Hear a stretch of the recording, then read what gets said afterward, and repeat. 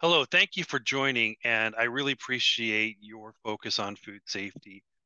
I'm Dr. Darin Detwiler. I'm an associate teaching professor at Northeastern University. I am an expert in foodborne pathogens and food safety with a 3-decade career working with the USDA, the FDA, and even the CDC on issues. I am currently the chairman of the National Environmental Health Association Food Safety Program Committee.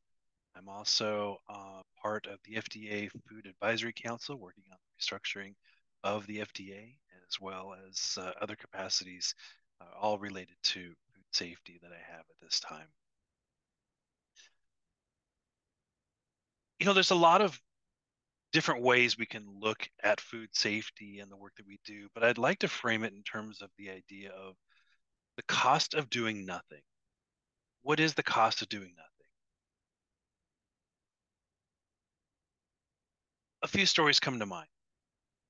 Many of us remember back in 2014 when the USDA had sent notifications to a grocery store in Braintree, Massachusetts, about a lot of beef that had been determined after testing to be contaminated and that the store needed to pull it off the shelf.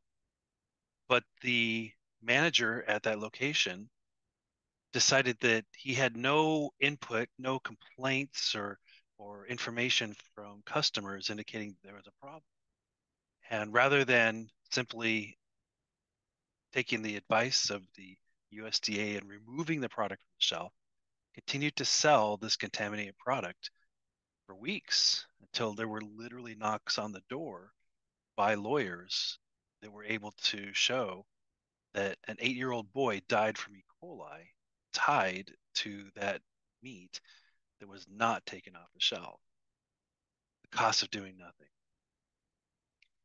I've had plenty of opportunities over my career to talk with families.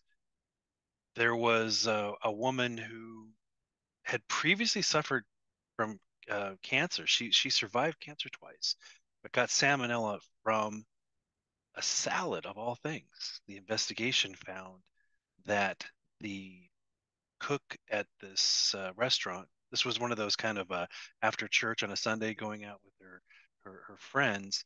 She was a vegetarian, had a salad, but the cook early that morning had used the cutting board and knife that he had previously used to cut raw meat prior to cooking.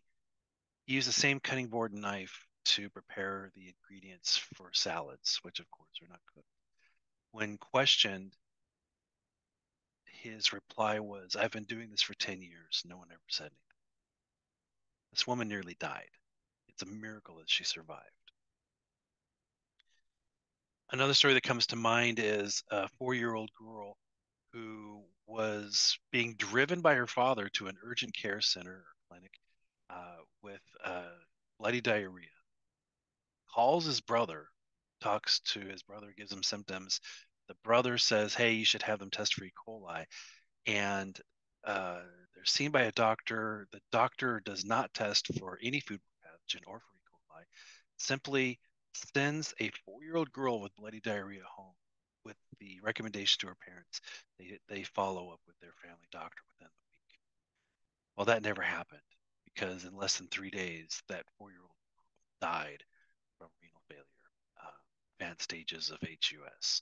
And investigators found that the E. coli in a question mark scribbled onto the side of the doctor's notes. So again, the cost of doing nothing. There is a great deal of opportunity when it comes to foodborne pathogens. They do not discriminate. Um, and we know firsthand over the last 5 years how the quote unquote last mile of food has changed. It is much more complicated of a food system in terms of where we are getting our food, how the food gets to our homes. Food ingredients travel a lot further. We have foods that are sold partially cooked, that's delivered to us in the mail, or we get it from a food truck. We have third party delivery for third party shopping, even.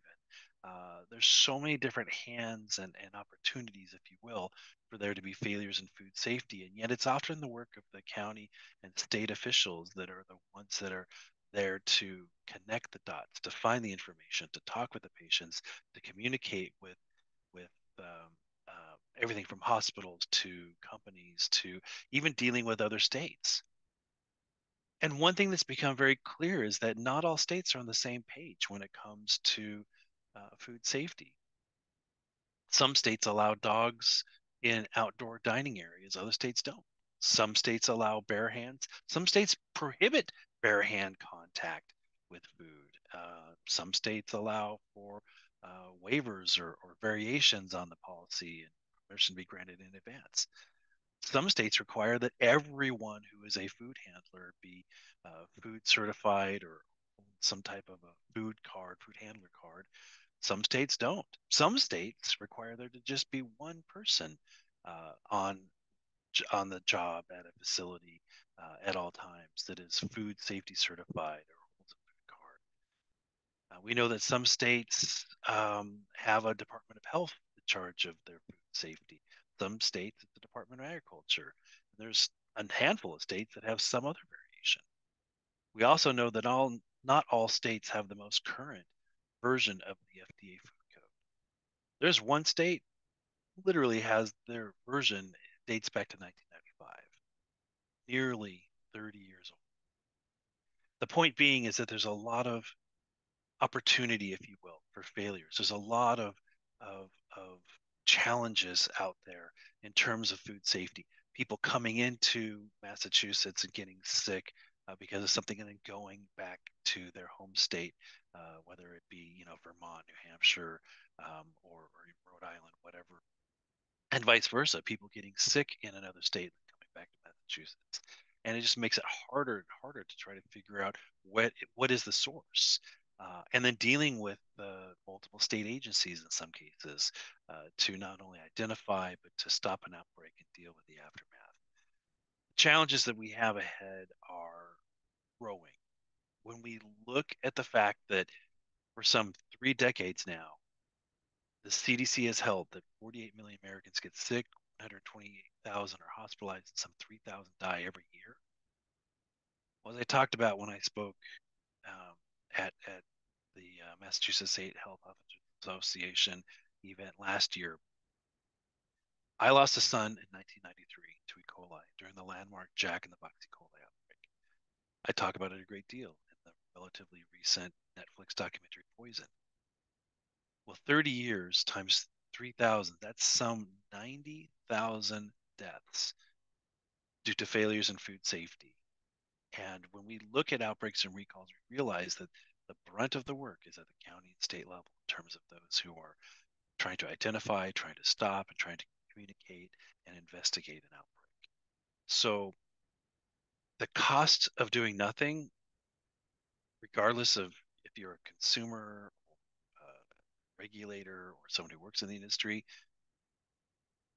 in some cases, the cost of doing nothing can be small, but in far too many cases, the cost of doing nothing is that there are families that live with a chair forever empty at their tables.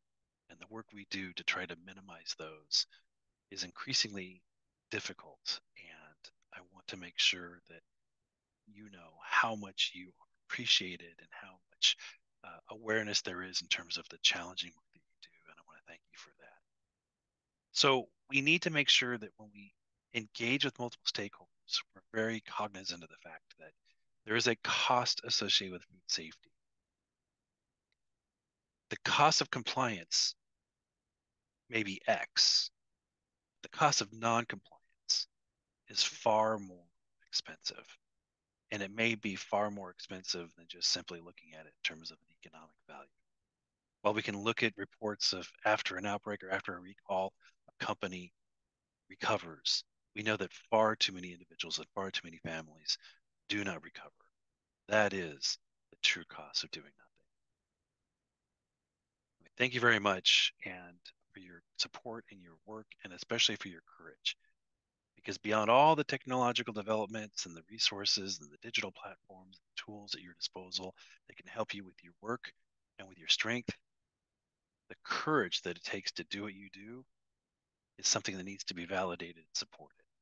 And again, I truly appreciate that. Thank you very much.